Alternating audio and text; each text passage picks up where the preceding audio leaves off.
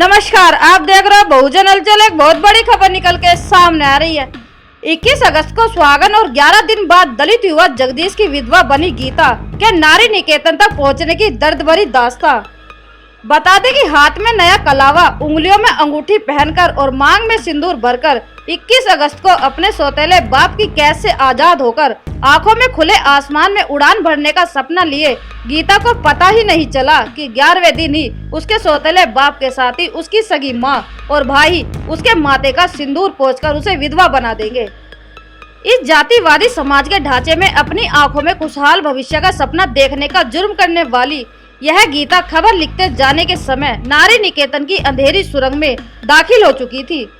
बता दें कि अल्मोड़ा जिले के भिक्या सेठ क्षेत्र में अपने परिवार के साथ रह रही गुड्डी का मुश्किलों का दौर किशोर उम्र में ही उस समय शुरू हो गया था जब उसके पिता नंदन सिंह ने 3 बच्चों सहित उसकी मां भावना को छोड़ दिया था। तीनों बच्चों को लेकर भावना इसी इलाके के जोगा सिंह के साथ रहने चली गई तो गुड्डी के हिस्से में स्कूल की पढ़ाई छोड़कर घर का कामकाज आ गया।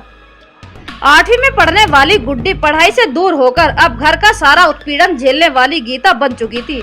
तकलीफों से भरी गीता की जिंदगी में एक खुशनुमा झोंका तब आया जब उसने जगदीश को पहली बार देखा।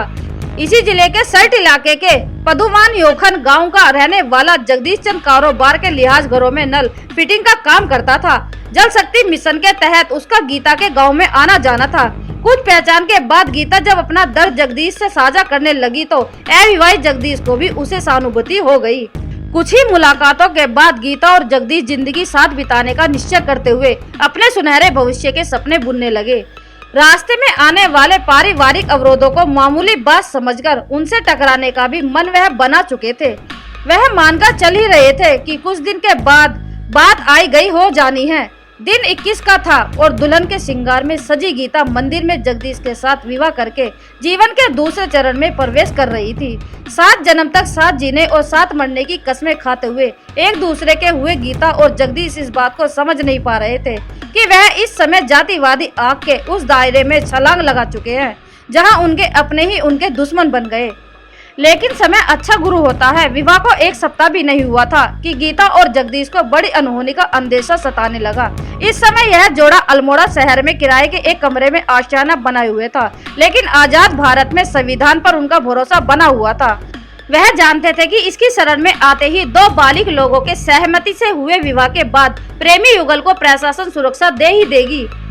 अब यह अगस्त की वह 27 तारीख है जिस दिन गीता अल्मोड़ा जिले के सबसे बड़े हाकिम, जिला अधिकारी और मजबूत एसएसपी के दरबार में अपनी और अपने पति की जान को अपने ही परिजनों से खतरा बताते हुए सिक्योरिटी की गुहार लगाती है। सुरक्षा की मांग किए जाने के बाद भी पति को खो चुकी गीता की जिंदगी की सुरक्षा का बड़ा सवाल प्रशासन के सामने खड़ा था। एक मुश्किल तरीका था कि गीता को खुली दुनिया में ही सिक्योरिटी मुहैया करा दी जाए, लेकिन प्रशासन को आसान रास्ता ज्यादा मुफीद लगा। कुल 11 दिन में सुहागन से विधवा बनने वाली गीता ने 12वें दिन नारी निकेतन में कदम रखा, जहां वह न जाने कब तक रहने को अभिशप्त हो, कहा नहीं जा सकता। घर की प्रताड़ना भरी कैसे खुले आसमान की परवाज करने के सपनों का सफर पति की मौत के बाद नारी निकेतन की चौखट पर हुआ, जहां से उसके भविष्य की काली पटकथा को पढ़ने के लिए किसी रॉकेट साइंस की जरूरत ज्यादा न हो।